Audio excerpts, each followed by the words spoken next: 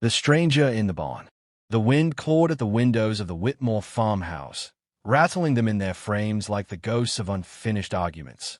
Inside, Clara Mae Whitmore moved quietly, her bare feet gliding across worn wooden floors, a shawl wrapped tightly around her shoulders.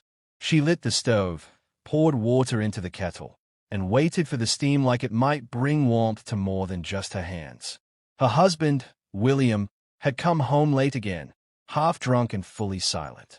He hadn't spoken a kind word in weeks, not since the last harvest brought in more dust than corn. 10 years of marriage had settled into a kind of silent contract. She would manage the house and farm, and he would manage to ignore her. Clara glanced at the empty chair across the table. A cold ache throbbed in her chest. Not loneliness exactly. She had grown used to that. More like absence. Like something important had slipped out the back door and forgotten to come back. A sudden noise cut through the quiet. Something thumped outside. Something heavy. Clara froze. She looked toward the barn through the window. Only blackness beyond the glass. Then came another noise, softer this time. Movement. Someone, or something, was out there. She grabbed the lantern and the old hunting rifle from above the hearth. Stepping out into the bitter wind, she pulled her shawl tighter and made her way through the snow-crusted yard toward the barn. The door creaked as she opened it, spilling yellow lamplight onto the hay-strewn floor. He was curled near the far wall, his coat pulled up around his shoulders, boots muddy and travel-worn. A stranger. A man. His chest rose and fell steadily. Clara's breath caught in her throat. She raised the rifle. "Don't move." The man stirred, blinking awake. His face was unshaven but not unkind. Eyes, blue, clear, surprised, met hers. "Easy," he said hoarsely, lifting his hands. "Didn't mean no harm. I just needed a place to sleep." Clara didn't lower the gun. "Who are you?" "Name's Elias. Elias Carter." He sat up slowly. "Came by train last week. Letter said there was a widow here looking for a husband. I arrived, but there was no one. Wrong name, wrong place. I've been walking town to town since. Ran out of money 3 nights ago." "You a mail-order husband?" Clara asked, the words tasting foreign on her tongue. He gave a weary nod. "Was supposed to marry a Miss Edna Beckley. Guess she changed her mind." Clara studied him. His coat was patched, hands calloused, but there was something honest in his posture. Something tired. "Why my barn?" Light was out. Place looked quiet. "I figured, better to risk the cold than the law." He gestured toward the corner. "I left my papers. You can see for yourself." She didn't move. "Please," he added. "Just one more night. I'll be gone by morning." Clara hesitated, the gun still steady. The rules of a proper woman in a proper town echoed in her mind. But when she looked into Elias's face, she didn't see a threat. She saw someone just as lost as she felt. She lowered the rifle. "One night, and if anything goes missing, I'll send Sheriff Briggs after you myself." "Fair deal," he said, then gave her a grateful nod. "Thank you." She turned to leave, but paused at the door. "Clara," she said quietly. "My name is Clara." He smiled faintly. "Pleasure to meet you, Clara." She shut the door behind her and stood for a long moment, the wind howling at her back. Something about that barn didn't feel quite as cold anymore. Later, back inside, as she warmed her hands over the stove, she realized she hadn't felt that kind of alertness, no, aliveness, in years. Not from fear, but from curiosity. From noticing the quiet way a man's voice could shake her without raising it. From a stranger's eyes that looked at her as if she were not invisible. She pulled her shawl tighter, sat down, and stared at the kettle, which had long since stopped boiling. And outside, in her barn, a man who had no right to be there had somehow made room for a story she hadn't realized she wanted to begin. The whisper before dawn. The sun hadn't yet broken the edge of the fields when Clara stepped into the barn, a tin plate in her hands and her breath clouding in the frosty air. She told herself it was kindness, nothing more, a simple act of decency. A plate of warm eggs, bread, and black coffee for a stranger down on his luck. But her heart beat faster anyway. Elias sat up as the door creaked open. His coat, draped across his lap, shifted as he blinked sleep from his eyes. "Didn't expect company," he said with a tired smile. "I brought breakfast," Clara replied, setting the plate down on a wooden crate. She avoided his eyes. "You'll want to eat before William wakes." Elias nodded. "He your husband?" Clara hesitated, then gave a single, bitter laugh. "In name, mostly." He didn't press. Instead, he reached for the plate, murmuring thanks. Clara watched as he ate in quiet appreciation, like a man who didn't expect kindness and wasn't used to comfort. It made her throat tighten. "You really walked all this way?" she asked after a moment, curiosity slipping past her caution. "From Lancaster. Took the train as far as Eastbrook, then foot from there. Letter said the woman I was to marry needed a man who could run a farm and raise 3 boys. I showed up, but no one answered the door. Neighbors said she died 2 winters ago." He looked down at the cup in his hands. "Guessed he had never got taken down. And you didn't go back?" He shook his head. "Nothing back there but debts. Figured I'd keep walking. Hope's a hard thing to carry, but harder to drop once you've started." The way he said it, gentle, unblaming, made Clara ache in places she thought had long since gone numb. "You could go to Sheriff Briggs," she said softly. "Ask for help." He gave her a look. "Men like me don't ask the law for favors. I'm not a criminal, but I don't have papers for this county either. He'd have me on a chain gang before noon." Clara nodded. She understood too well how some people wore power like a badge and others, like a bruise. A long silence settled between them, warm with things unspoken. Elias looked out toward the cracks of light pushing through the barn slats. "You work this land alone?" "Mostly. William drinks, gambles, comes home when it suits him." She sighed. "I used to dream of more. A family, a life that wasn't so hollow." Elias turned toward her. "You deserve more." Clara flinched, not because of the words, but because of how easily she wanted to believe them. "I should go," she said, brushing straw from her skirt. "He'll notice if I'm not in the kitchen." He stood as well. "Clara." She paused in the doorway. "Thank you," he said, "for treating me like a man, not a burden." She gave a faint smile. "Don't make me regret it." As she stepped outside, the wind caught her shawl, but the cold didn't sting as much. Something within her had stirred, soft and dangerous, like fire under snow. That afternoon, William returned home muddy and irritable. He smelled of beer and shouted about a lost bet. Clara didn't flinch when he slammed the pantry door. She didn't speak, either. She'd learned by now that silence could be armor. That night, she laid in bed beside a man who had once promised her everything and now only offered snoring and resentment. Her thoughts drifted to the barn, to Elias's calm voice and kind eyes, to how he had listened, really listened. At dawn, she brought another plate. She told herself it was just food again. That kindness wasn't a sin. Elias was sitting on a beam, mending a torn sleeve with a bit of twine. "Didn't think you'd come back." "I shouldn't have," she replied. "But here I am." Their eyes locked for a moment too long. The silence between them thickened. "I can leave," he said gently. "I don't want to bring trouble to your door." Clara stepped closer. "Maybe trouble was already there before you came." She handed him the plate. Their fingers brushed. Just a moment. Just enough. Neither of them spoke. But as she left the barn, Clara knew something had changed. Not in the air. Not in the weather. Inside her. Crossing the line. By the end of the week, Clara had stopped pretending. Each morning began with a lie. A reason to slip out before William stared. A chore she invented. A broken fence rail that didn't exist. She told herself she was just bringing food. Maybe a blanket. Maybe company. But even as she rehearsed those lies in her mind, her heart betrayed her with its anticipation. Elias waited for her now, not just in the barn but in her thoughts, in the way her fingers lingered on the coffee mug, in the way she smiled without realizing it, in the way she felt something like longing flicker to life each time he said her name. Still, she kept her distance, until the storm came. It rolled in from the east, wild and sudden. The wind turned fierce, snow slicing through the air like shards of glass.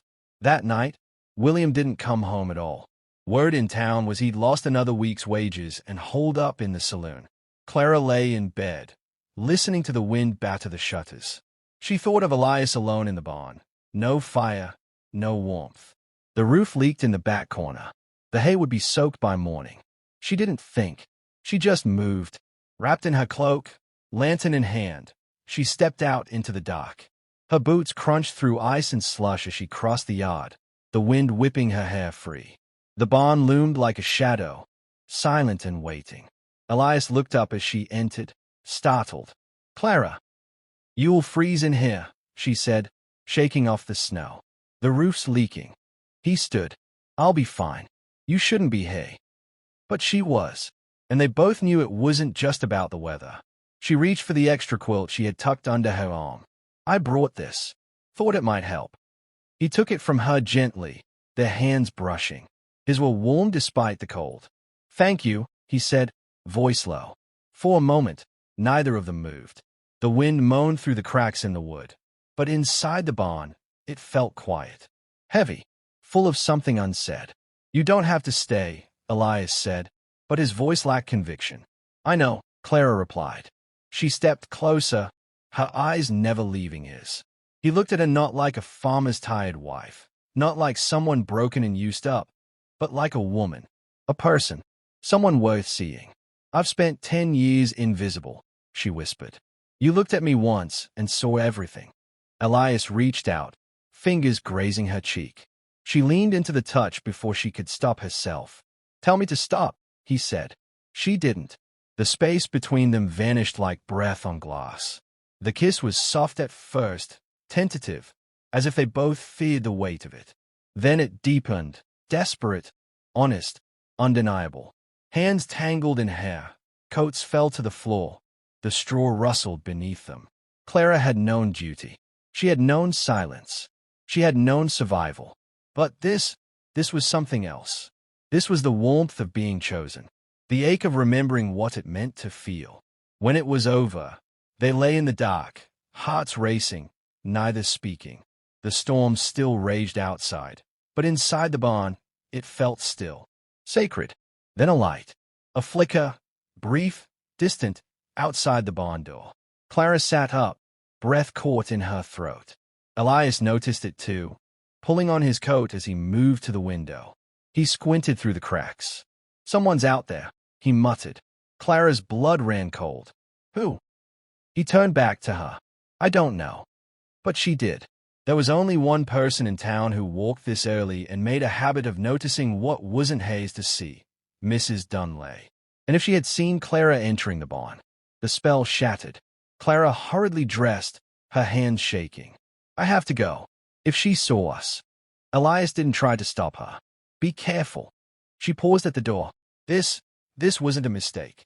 He nodded. "No, it wasn't." She stepped into the cold, heart pounding. The snow stung her face, but she barely felt it.